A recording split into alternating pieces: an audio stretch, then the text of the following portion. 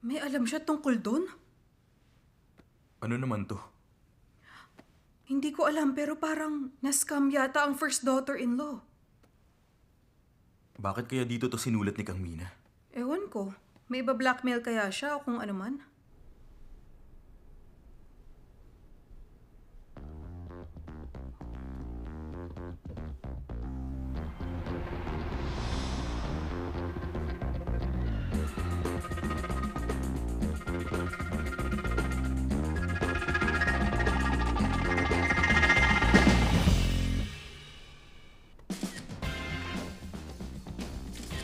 Si Sung-woon, nagkarelasyon sa news anchor na si Park So-yi. Mula 2018 hanggang 2019, sa golfer naman na si Jung Bobe. 2017 to 2018 sa pastry chef na si Park Yena. 2016 to 17. Sigurado ako. Kahit ang nurse sa deathbed ang mokong na to, didiskartehan niya. Ay, Han Sung-mi.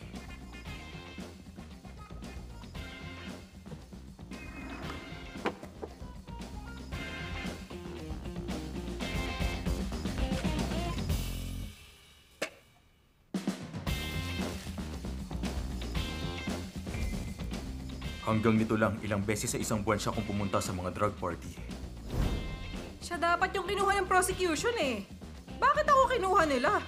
So Myung-won. So Myung-won? Sino naman yan?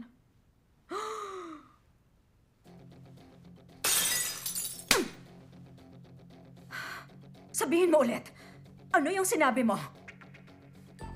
Sabi ko sa'yo, tumigil ka na.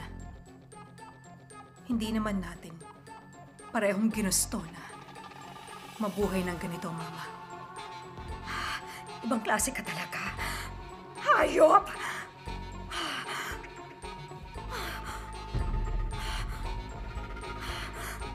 Pinagbawalan siyang umattend ng lamay dahil anak siya sa labas at nilabas niya ang galit niya sa manugang niya. Sabi sa medical certificates, binugbog si Mina every year sa parehong araw. Grabe. Pareho silang anak sa labas. Pero bakit siya magkagalit kay Mina? Pag merong similarity sa mga tao, nagiging friends sila. Kapag sumobra, nagkakaaway.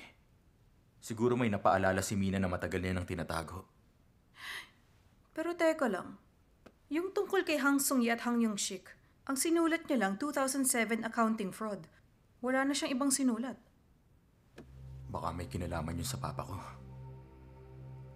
Siguro, itong buong to ang weakness nila. Pag lumabas na ang katotohanan, yun ang weakness nila. Kung ganun, ibig sabihin nito ang weakness ng lahat ng Hanju Group members nasa mga kamay ko? Ito ang call log ng assailant. Hello, sino to? Hello? Hindi ka siguro dapat maging masaya dyan. Paano kung ito yung mismong dahilan kung bakit ka nila sinagasaan? Sa ngayon dapat nakalimutan mo ng tungkol dito, kaya ka siguro nila binubuhay. Sa tingin mo? May hinala ako na hindi lang nila sinetap ang papa ko sa fraud, pero sila rin mismo ang pumatay sa kanya. Mas sigurado na ako ngayon. Kaya ka ba bumalik sa Korea? Kahit matagal nang nakalipas, kung mahahanap ko ang witnesses o evidence na related sa case, akala ko malilinis ko ang pangalan ng papa ko. At si Mina dapat ang tutulong sa akin nun. Pero alam mo na, yun nga, nagkapalit kayong dalawa.